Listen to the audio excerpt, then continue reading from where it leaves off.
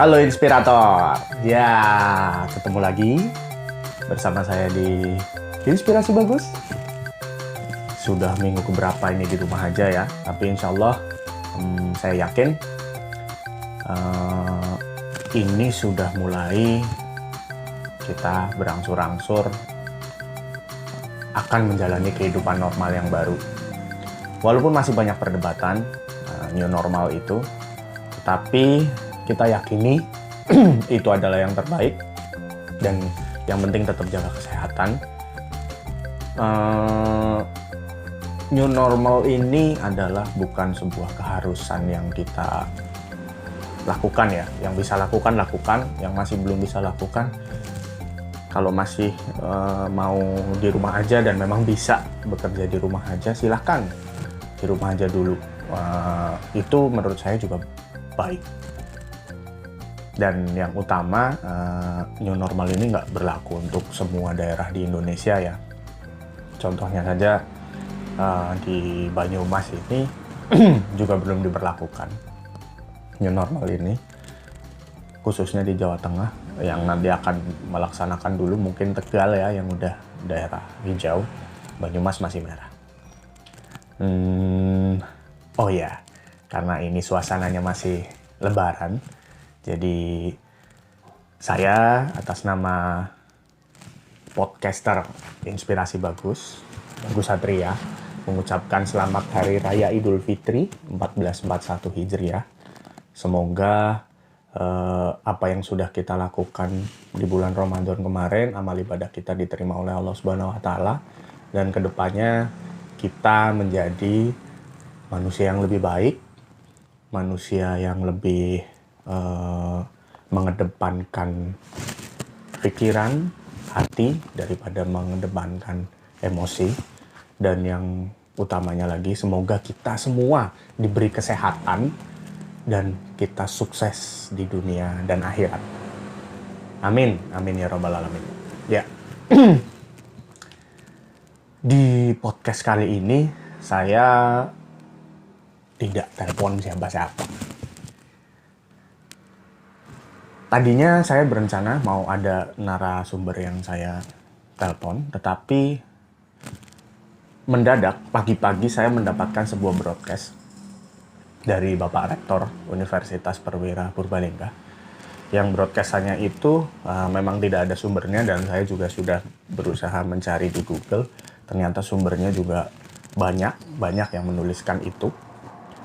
Tapi ini saya begitu saya baca, wah, ini sebuah, kalau orang Jawa bilang itu piwulang yang baik atau ilmu yang baik, ilmu yang bermanfaat.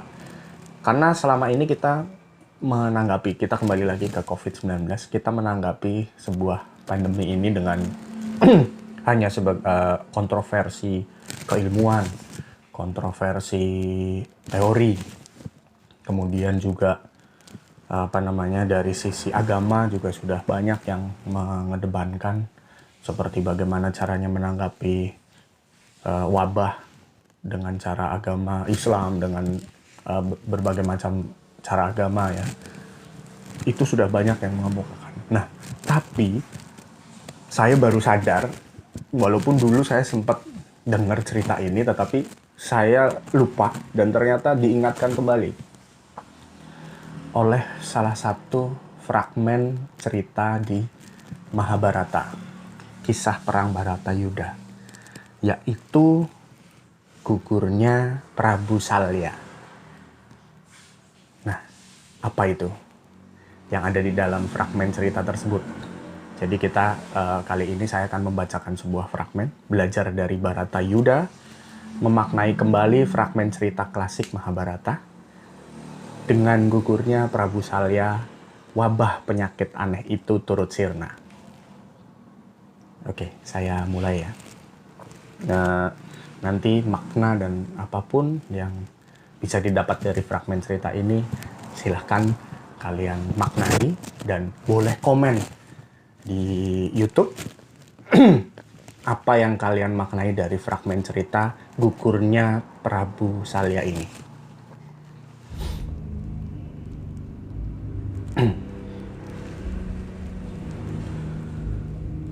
Nun di daerah Kuruksetra, di arena Kuruksetra, tampak ribuan manusia menggelepar. Mereka serempak batuk-batuk sambil memegang dada yang panas dan kepala yang tiba-tiba menjadi pusing, lalu abruk di tanah. Prabu Salya tersenyum menyaksikan kejadian yang mengerikan itu. Tujuannya adalah menunggu lawan seimbang yang akan dimajukan oleh pihak Pandawa. Pun, ajian pamungkasnya itu dikeluarkan semata-mata untuk mengakhiri hidupnya sendiri. Dia tahu bahwa ajian Candra Birawa miliknya itu tentu ada yang bisa menangkalnya. Namun, dia tak tahu siapa yang dapat menanggulanginya. Di seberang lautan manusia yang sedang berperang itu, dengan pandangan batinnya yang tajam, Kresna menyaksikan betapa mengerikan ajian Candra Birawa, yang semakin lama terus membelah diri dari 1 menjadi 2, 2 menjadi 4, 4 menjadi 8, 8 menjadi 16, hingga kelipatannya dalam menjangkiti semua orang. Di sebelahnya, para Pandawa menatap cemas, menyaksikan ribuan manusia menjadi korban keganasan makhluk tak kasat mata itu.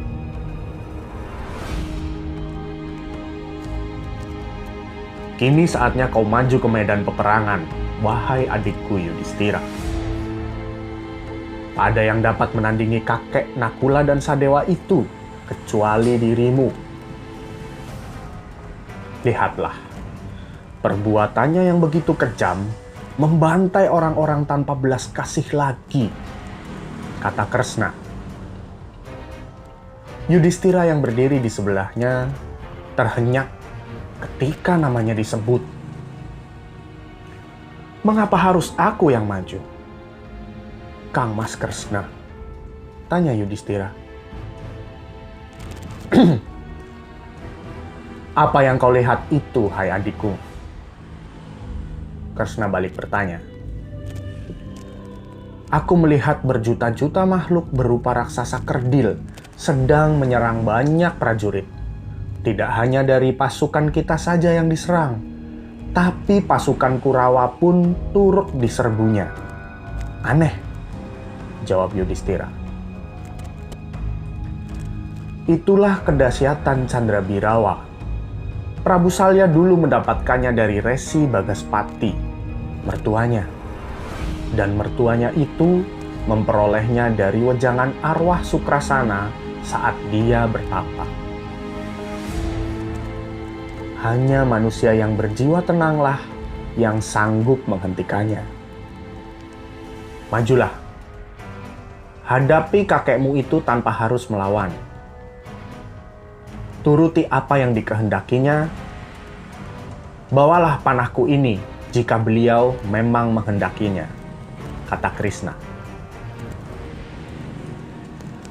Yudhistira menerima sebuah panah bermata cahaya dari tangannya, lalu maju ke tengah kecamuk perang yang mengerikan dan aneh itu.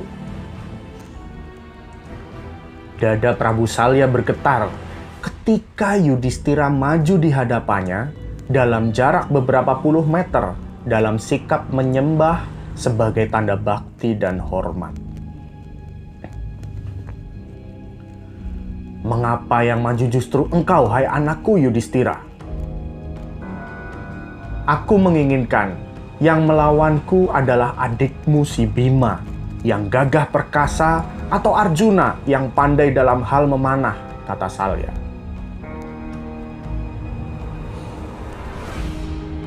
Aku datang menghadap hanya minta tolong untuk menghentikan penyakit yang kau tebarkan itu, kek.